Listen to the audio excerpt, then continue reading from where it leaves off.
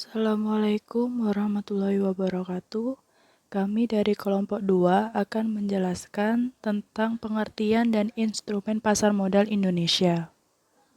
Penawaran umum perdana adalah suatu peristiwa di mana untuk pertama kalinya suatu perusahaan menawarkan sahamnya kepada halayak ramai atau publik di pasar modal.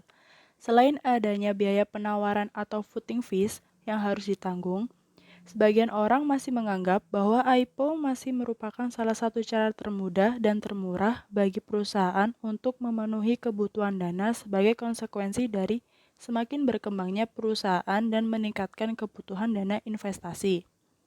Ada dua metode pokok dalam melakukan IPO. Yang pertama, full commitment. Full commitment atau sering disebut sebagai firm commitment underwriting adalah suatu perjanjian penjamin emisi efek di mana penjamin emisi mengikatkan diri untuk menawarkan efek kepada masyarakat dan membeli sisa efek yang tidak laku terjual. Yang kedua, best efforts. Dalam komitmen ini, underwriter akan berusaha semaksimal mungkin menjual efek-efek emiten. Apabila ada efek yang belum habis terjual, underwriter tidak wajib membelinya dan oleh karena itu, mereka hanya membayar semua efek yang berhasil terjual dan mengembalikan sisanya kepada emiten. Pasar sekunder. Di pasar sekunder, investor dan pihak penjual surat berharga dapat melakukan jual beli yang tercatat di bursa efek. Investor yang telah membeli efek di pasar perdana juga dapat menjualnya di pasar sekunder. Salah satu hal yang membedakan pasar perdana dan pasar sekunder adalah siklus jual belinya. Pada pasar sekunder, proses jual beli terjadi antara investor yang satu dengan investor lainnya. Selain itu, harga saham di pasar sekunder bersifat fluktuatif. Harga bisa naik turun sesuai dengan kondisi dan banyaknya jumlah permintaan dan penawaran yang terjadi. Sementara itu, harga di pasar perdana tetap sesuai yang telah ditetapkan perusahaan. Over the counter market atau OTC merupakan pasar di luar bursa saham di mana harga dari sekuritas ditentukan dengan sistem negosiasi atau tawar-menawar antara investor dan dealer. Otoritas Jasa Keuangan atau OJK adalah lembaga negara yang berfungsi menyelenggarakan sistem pengaturan dan pengawasan yang terintegrasi terhadap seluruh kegiatan di dalam sektor jasa keuangan. Sektor keuangan yang diawasi pun beragam, mulai dari perbankan dan pasar modal. Selain itu, juga ada sektor jasa keuangan non-bank seperti asuransi, dana pensiun, dan lembaga jasa keuangan lainnya.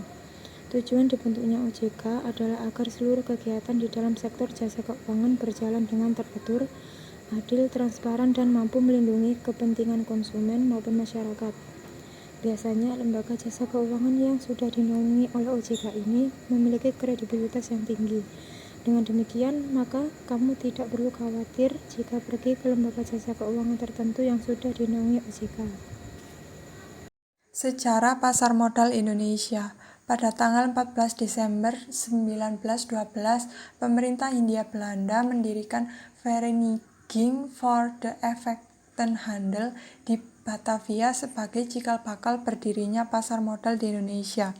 Tujuan didirikannya tersebut adalah untuk menghimpun dana dari para pengusaha sektor perkebunan yang berasal dari Hindia Belanda dan orang-orang Eropa. Sejak Vereniging voor de Effectenhandel didirikan pada tahun 1912.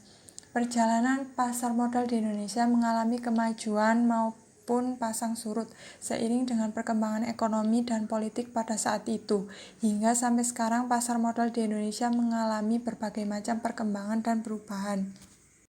OJK adalah lembaga negara yang berfungsi menyelenggarakan sistem pengaturan dan pengawasan yang terintegrasi terhadap seluruh kegiatan di dalam sektor jasa keuangan, mulai dari perbankan dan pasar modal.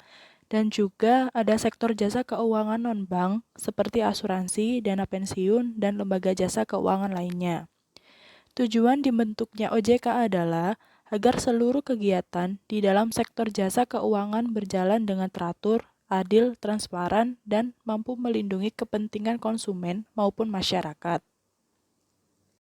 Sistem perdagangan di Bursa Efek Indonesia. Transaksi perdagangan di BEI menggunakan order driven market system, dan sistem lelang kontinu. Dengan order driven market system berarti bahwa pembeli dan penjual sekuritas yang ingin melakukan transaksi harus melalui broker. Investor tidak dapat langsung melakukan transaksi di lantai bursa, hanya broker yang dapat melakukan transaksi jual dan beli di lantai bursa berdasarkan order dari investor. Broker juga dapat melakukan transaksi untuk dirinya sendiri untuk membentuk portofolionya.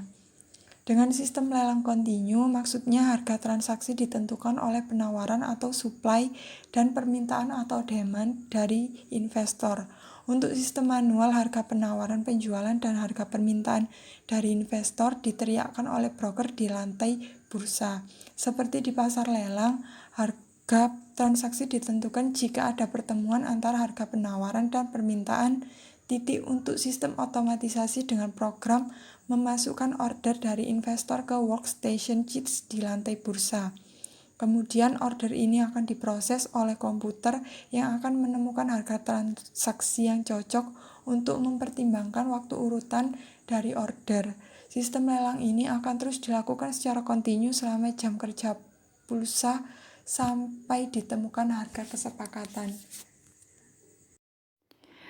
Indeks pasar modal BI atau Bursa Efek Indonesia mempunyai beberapa indeks, antara lain Indeks Harga Saham Gabungan, Indeks Liquid 45, Indeks Indeks Sektoral, Jakarta Islamic Index, Indeks Papan Utama, dan Indeks Papan Pengembangan, Indeks Kompas 100, Indeks Bisnis 27, Indeks Pevindo 25. Di antara beberapa indeks dalam Bursa Efek Indonesia, salah satunya adalah Indeks Harga Saham Gabungan, di mana meliputi pergerakan-pergerakan harga untuk saham biasa dan saham preference. Rumus yang dapat digunakan untuk menghitung IHSG adalah IHSG T sama dengan nilai pasar T dibagi nilai dasar dikali 100, di mana IHSG T sama dengan Indeks Harga Saham Gabungan pada hari ke-T.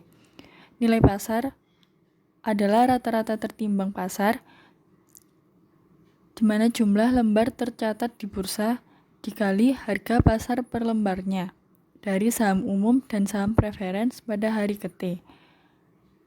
Dan nilai dasar adalah sama dengan nilai pasar, tetapi dimulai dari tanggal 10 Agustus 1982, di mana nilai dasar IHSG selalu disesuaikan untuk kejadian seperti IPO, right issues, konversi dari warrant ke convertible bond, dan delisting. Adapun rumus untuk menyesuaikan nilai dasar. NDB sama dengan NPL ditambah NPTS dibagi NDL dikali 100, di mana NDB sama dengan nilai dasar baru yang disesuaikan, NPL sama dengan nilai pasar lama, NPTS sama dengan nilai pasar tambahan saham, dan NDL sama dengan nilai dasar lama. Nah, penyesuaian ini terjadi karena kejadian IPO, right issue, konversi dari warrant ke convertible bond, dan delisting.